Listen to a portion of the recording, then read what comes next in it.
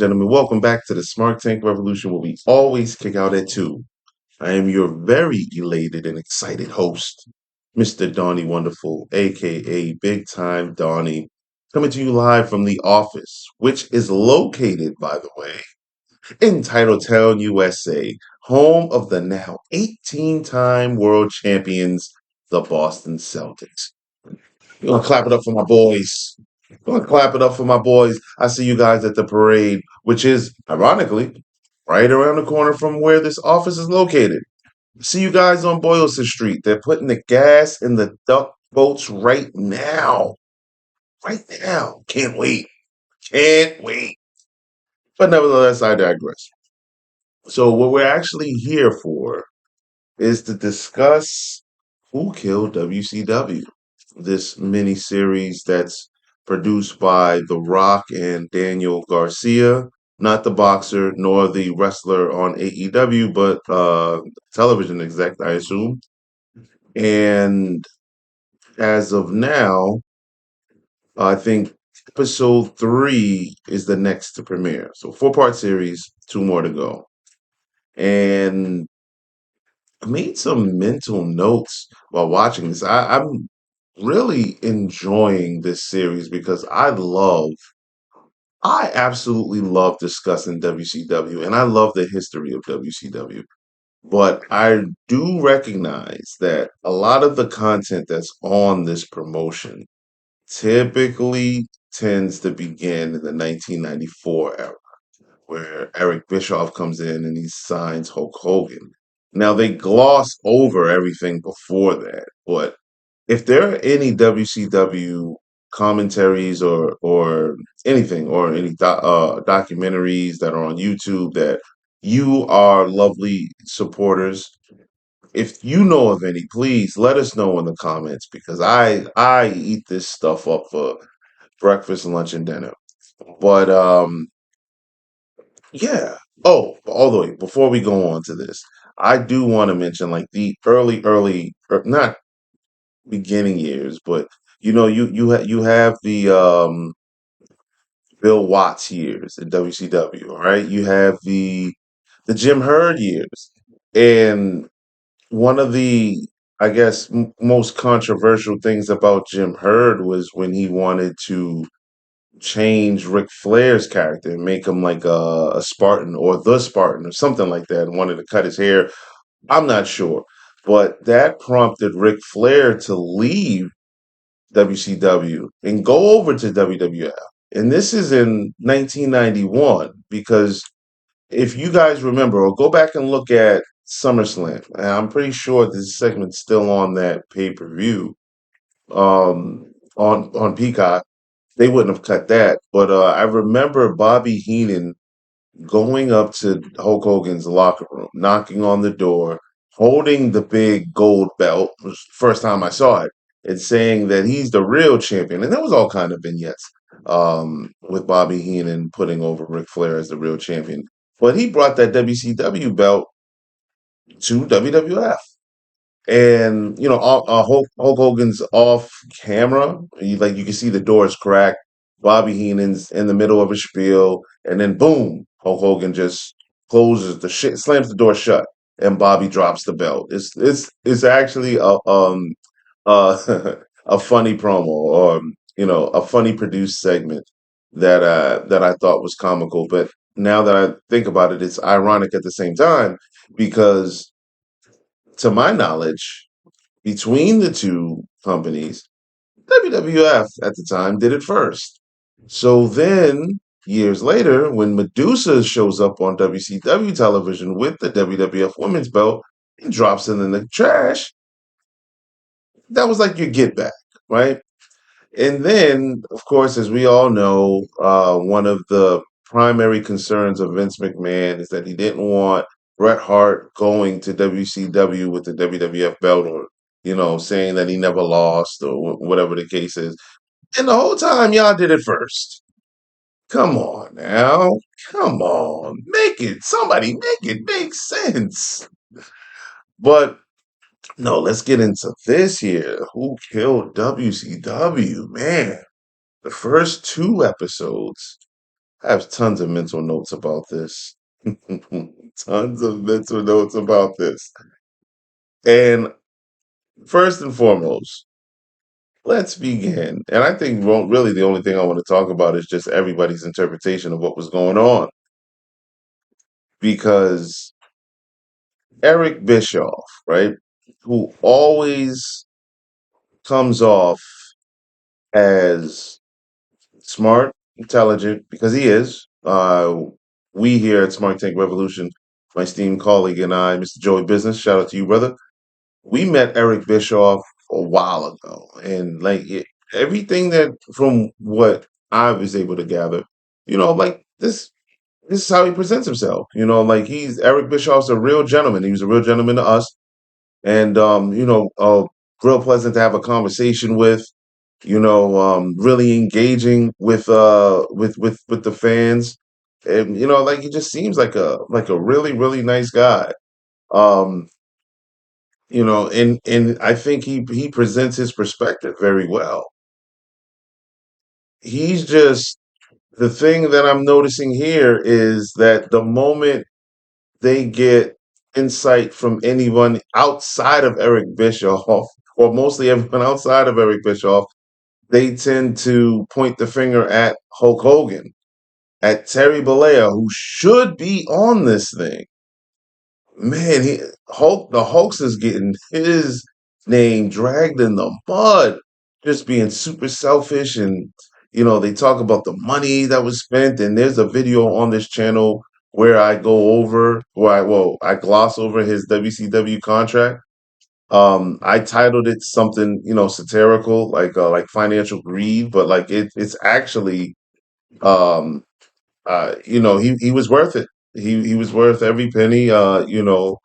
Again, especially in the late '80s, early '90s, before the Attitude Era, Hulk Hogan was wrestling. So that was your Michael Jackson of the sport during that time. And I believe when he went over to WCW at that point in time, he may have been in his God. How old is Hulk Hogan?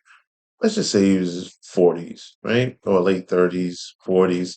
So he still had time left, and he was very particular with when he wrestled, and more particular in how he got paid every time he showed up on television. So that was interesting. But yeah, I love Eric Bischoff's take on this. DDP. Now, DDP comes across, like he's being honest. DDP and Booker T are kind of on in the same sphere as far as their commentaries. Like they're very truthful. Uh, they're giving you their perspectives, even though it's in short clips. But they come across as, yeah, we were there, and this is what we saw. Medusa the same way, and I particularly like hers because whenever they make those references to the Monday Night Wars, well, she was there, right? She was in both companies, so she's able to give an insight that's unique. Okay, not as unique as Brett's. Brett don't give a good god damn. Brett is like, hey, these guys were just terrible. They mismanaged me, and everything goes downhill from the time I debuted it.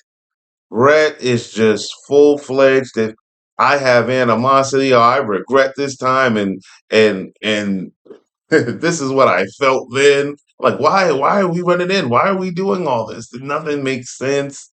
Like, the monkeys are running the zoo. Brett he's no nonsense. He's not having it, right? Conan as well. Conan is like, yeah, we were on this side of the pond, but after our match, we was going over and watching what the cool guys were doing over in WWE. mean, just like this whole series thus far, with 2 episodes in, we got two more to go, 4-part series. Like the commentary is what makes this thing for me. Do you guys feel the same? Somebody tell me if they can relate to it. Like this commentary, it's just like it's so bipolar. It's all over the place. You got every element going on here. The Rock lends his opinion, and yeah, The Rock was on WWE side. Plus, he's one of the producers, so he's coming at it more objectively, you know. But let's talk about Kevin Sullivan. Kevin Sullivan's on it. Of course, Kevin Sullivan's gonna be honest, and he says when he hints to Kevin Nash, hey, do you feel the water is getting cold? Meaning, the Titanic is coming across, it's sailing across the Atlantic, and that iceberg is right there. And man, it's this four parts of this 4-part series. After about the fifth minute in episode one, the decline begins. Bad booking. For every good thing they do, there is an equal or greater consequence. For example, episode two, they say Hulk calls. It says, "I want to drop the belt clean to Goldberg in Atlanta, the Georgia Dome. 44,000 people sold out, right?" And then you hear from the execs, "Well, we could have did that on pay per view because we could have got way more money out of it. Like the business is hemorrhaging money, and it's like, dang, gone. Like what I mean? Like where do they have? Where do they get a some type of spurt going? We're gonna make a basketball reference, seeing that my Celtics did win the championship last night. So it's like WCW just went on a 10-0 run. They just scored 10 points clean. 10-0. Just to the very next possession, their opponents, and there's several opponents. I'm not even talking about like WWE. I'm talking about Turner. Like everything internally, they go up on a 20-0 run. It's like, wow, goodness, we can't get any momentum going. um, let's see. Oh man, man, man, and I think he confirmed this. One of my favorite things, and there's a lot of it. I mentioned I absolutely love the commentary from these wrestlers, but whenever they go to Kevin Nash, and I'm not sure, I'm pretty sure I think he said it on X or his podcast, right? Kevin Nash is as high as a kite. He is in orbit. He is stoned. He is he has Bob Marley lungs, or I don't know what it is. Look, Kevin Nash is high out his mind. So the truth is, like you getting everything out of Kevin Nash. Kevin Nash is like, all right, you hit record, you ask the questions. Don't be upset or don't be shocked by the answers. Kevin Nash has no filter.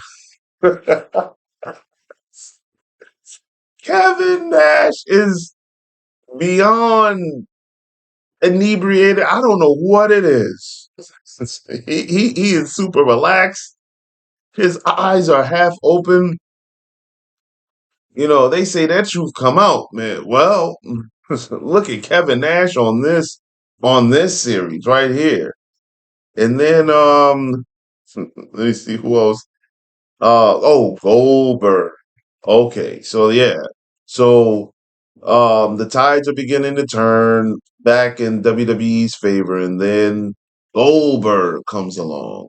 And since they're padding the stats, I just want to go along and right here on the record and say that I was also a part of the streak, Goldberg's amazing streak. I believe I was Goldberg's 107th victim.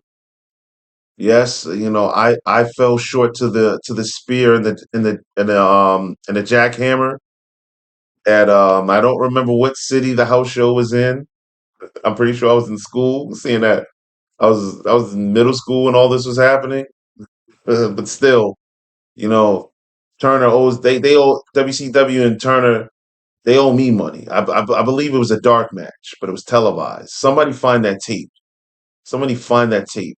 I was still wrestling. I was wrestling as Donnie Wonderful, as a matter of fact. Goldberg versus Donnie Wonderful.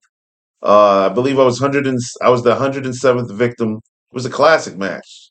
It was one of the best 5 minute squash matches ever. Only to be topped by his 5 minute match with Brock Lesnar at WrestleMania. But anyway, Goldberg comes along and they talk about the streak and Goldberg is very transparent and he says he mentions that he was still being um they were wising him up. He was learning on the job. Um Brett still doesn't forgive him. Watch the kick.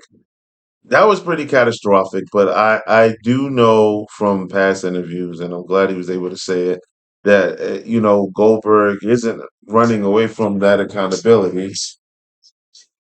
And sorry for the alarm here. Yeah, Goldberg isn't running away from that accountability at all. So that's I mean that's like a sigh of relief there that he is mindful that he did make a mistake and like he'll forever apologize for it.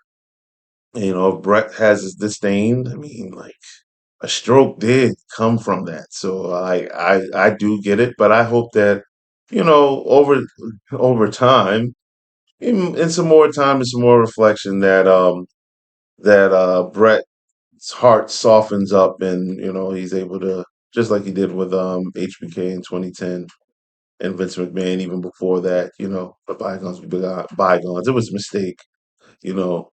You're still a terrible wrestler, but you hurt guys, but it wasn't intentional. So, um, but yeah, like I'm trying not to. I mean, we all pretty much know the story anyway. But for those that haven't seen it, like I don't want to give too many spoilers. I just wanted to really turn on his microphone and talk about how much I'm enjoying watching it and why I'm enjoying watching it.